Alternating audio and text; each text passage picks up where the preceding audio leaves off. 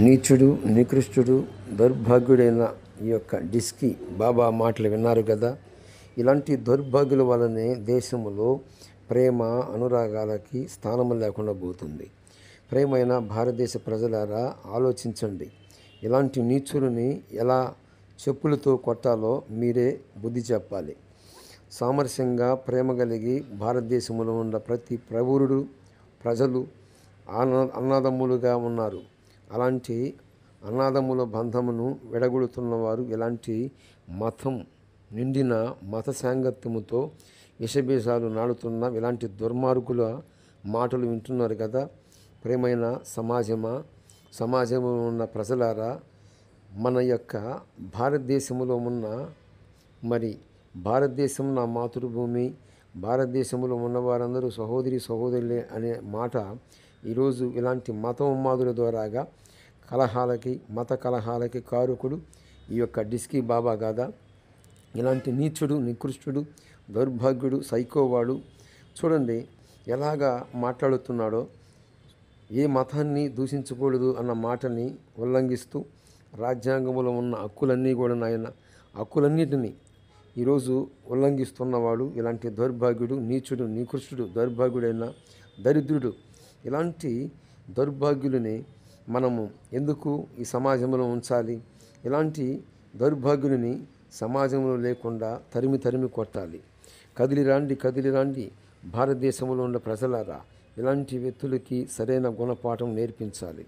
నేను ఎందుకు ఈ మాట ప్రస్తావిస్తున్నానంటే, చూడండి ఎలాగా మత కలహాలకి కారకుడవుతున్నాడో, మతాన్ని ఎలా రెచ్చగొడుతున్నాడో. ఏ మతాన్ని దూషించకూడదు అన్న మాట మర్చిపోయి రాజ్యాంగంలో ఉన్న హక్కులన్నిటినీ ఉల్లంఘిస్తున్న ఇలాంటి నీచుడు, నికృష్టుడు, దౌర్భాగ్యుడు, సైకోవాడు. ఇలాంటి దౌర్భాగ్యుని మాట విని కొద్దిమంది ఈరోజు సభ్య సమాజంలో మత కలహాలకి కారకుడు ఇలాంటి వ్యక్తుల మాటలు విని ఎంతోమంది వారి జీవితాలని నాశనం చేసుకుంటూ ఉన్నారు. నిజమైన వెలుగు దగ్గరికి రాలేకపోతున్నారు.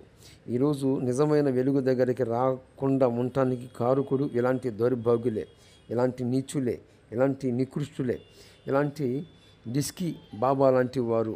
ఈ యొక్క సైకోవాడు జ్ఞానము నేర్పుతున్నాడా? లేదు. ఇలాంటి దౌర్భాగ్యుడు నేర్పుతున్న మాట ఏంటి? మత సాంగత్యాన్ని, మత సామరస్యాన్ని దెబ్బతీస్తూ మతాల మధ్య చిచ్చుబెడుతున్న ఇలాంటి నీచులకి సరైన గుణపాఠం నేర్పించాలి. ప్రియమైన ప్రజలారా, కొంచెము ఆలోచించండి, గుర్తించండి, గమనించండి. ఇలాంటి నీచుడు మాటలని వినకుండా ఉండులాగా చూడండి. నిజమైన వెలుగు దగ్గరికి రాకుండా, నిజమైన వెలుగు దగ్గరికి సమీపించకుండా ఇంకను మూఢత్వముతోనూ మూఢాచారాలతోనూ తన ధర్మం ఏం చెబుతుందండి? తన ధర్మం నేర్పుతున్న పాఠం ఏమిటి?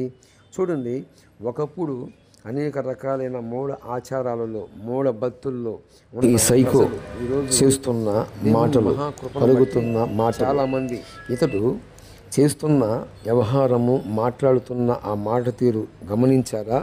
గుర్తించారా? ఇలాంటి నీచుడు, నికృష్టుడు, దౌర్భాగ్యులు ఈరోజు దొంగ బాబాలు ఐందువుల దేవాలయాలు పేరు చెప్పుకొని ఐందువుల దగ్గర దోసుకొని వాటిని దాచుకుంటున్న ఇలాంటి నీచుడు ఎంతమంది ఉన్నారు అంటే కొద్దిమందే ఉన్నారు. కానీ ఇలాంటి దౌర్భాగ్యులు వల్ల దేశానికి క్షేమం ఉందా? దేశంలో ఉన్న ప్రజలకి సమాధానం ఉందా? నెమ్మది ఉందా? లేదు కదా. కులాల పేరు పెట్టి దూషిస్తున్న ఇలాంటి లఫోటగాలని ఏం చేయాలి? విడ్చిచ్చి చెప్పులు మెల్ల వేసి ఊరేగించి కొట్టాలి. ఎందుకు నేను ఈ మాట ప్రస్తావిస్తున్నాను? వాని వైఖరి, వాడు పలుకుతున్న ఆ మాటలు గుర్తించండి, గమనించండి. ప్రియమైన నా భారతదేశ ప్రజలారా, సామరస్యాన్ని, ప్రేమను, అనురాగాలకి మన యొక్క దేశము పెట్టి పుట్టిన దేశం. ఈరోజు ఇలాంటి నీచుల వల్ల సామరస్యము, అన్నదమ్ములుగా ఉన్న బంధమును ఇలాంటి దౌర్భాగ్యుల వల్ల ఎంతో మనము నష్టపోతున్నాం. ఇలాంటి గొడవలు పెట్టి మతాల మధ్య చిచ్చు పెడుతున్న ఇలాంటి మత ఉన్మాదులకి సరైన గుణపాఠం నేర్పాలి. కదిలి రాండి నా భారతదేశ ప్రజలారా, ఇలాంటి మత ఉన్మాదులకి సరైన బుద్ధి చెప్పాలి. ఎందుకు? ఏమిటి? వీడు ఎక్కడి నుంచి వచ్చాడో తెలియదు. వీడి జీవితము, వీడి చరిత్ర అంతా కూడా ఉన్నది. కానీ వీడు ఏం చేస్తున్నాడు? అనేక రకాలుగా ఉన్న మతాల మధ్య మతం ఏ మతాన్ని దూషించకూడదని మనకు రాజ్యాంగంలో పొందుపరచబడి ఉంది. ఏ మతాన్నైనా ఎవరైనా సేకరించవచ్చు. ఎందుకు అంటే వాని యొక్క విశ్వాసం, వాని ఇష్టం. ఆర్టికల్ 25 ప్రకారముగాను, మరి ఆర్టికల్ 90 ప్రకారముగాను ఇంకా కొన్ని హక్కులు ఉన్నాయి. ఈ హక్కులని ఉల్లంఘిస్తూ, మత సామరస్యమును దెబ్బతీస్తూ, రాజ్యాంగంలో ఉన్న హక్కులని ఉల్లంఘిస్తూ ఇలాంటి నీచ నికృష్ట దౌర్భాగ్యులని, మరి ఇలాంటి సైకోగాలని ఏం మాట్లాడినా కానీ తప్పు లేదు అనిపిస్తుంది. ఎందుకు అంటే ఇక్కడ ఎలా పలుకుతున్నాడో చూడండి. వీడు ఎక్కడి నుంచి వచ్చాడు? అసలుకి హిందూకి అర్థం లేదు అని మరి చిన్నజీరు స్వామి గతంలో చెప్పాడు. హిందూ అంటే కాఫీర్, వ్యర్థుడా, దౌర్భాగ్యుడా అని చెప్పాడు. వీడు ఒక కులాన్ని మరొక కులాన్ని విమర్శిస్తూ వీడు ఎక్కడి నుంచి వచ్చాడు? అలాగా చేయటము కరెక్ట్ కాదు కదా, అలా మాట్లాడటం కరెక్ట్ కాదు కదా. ఇలాంటి నీచ నికృష్ట దౌర్భాగ్యుల వల్ల మరి భారతదేశంలో ఉన్న అందరూ కూడా కొద్దిమంది మనోభావాలు దెబ్బతింటున్నాయి. ఈరోజు చూడండి, దేవుని మహాకృప ఏంటంటే ఇలాంటి మూర్ఖుల దగ్గరికి ఆయన వెలుగు పంపించినప్పటికీ ఈ అజ్ఞానం అనే, అంధకారం అనే చీకటిలో కూర్చున్న ఇలాంటి నీచ నికృష్ట దౌర్భాగ్యుల దగ్గరికి దేవుడు వెళ్ళినప్పటికీ, దేవుడు వెళుతున్నప్పటికీ ఆయన వెలుగు వాని యొక్క మనోనేత్రాలు వెలిగించలేకపోవడానికి కారకులు ఎవరు అంటే ఈయన యొక్క మూఢ ఆచారాలు, మూఢత్వము, అజ్ఞానం అనే, అంధకారం అనే చీకటిలో కూర్చున్న ఇలాంటి దౌర్భాగ్యుల్ని ఏం చేసినా తప్పు లేదు. ఎందుకంటే దేవుడే వాని దగ్గరికి వెళ్ళినప్పటికీ వీడు అంధకారములో ఉన్న కారణాన్ని బట్టి దేవుణ్ణి గుర్తించకుండా, నిజమైన వెలుగుని గుర్తుపట్టకుండా ఈరోజు ఈ దౌర్భాగ్యుడు ఎలాగా ఉన్నాడు అంటే పాతాళానికి దగ్గరగా వెళ్ళిపోతున్నాడు.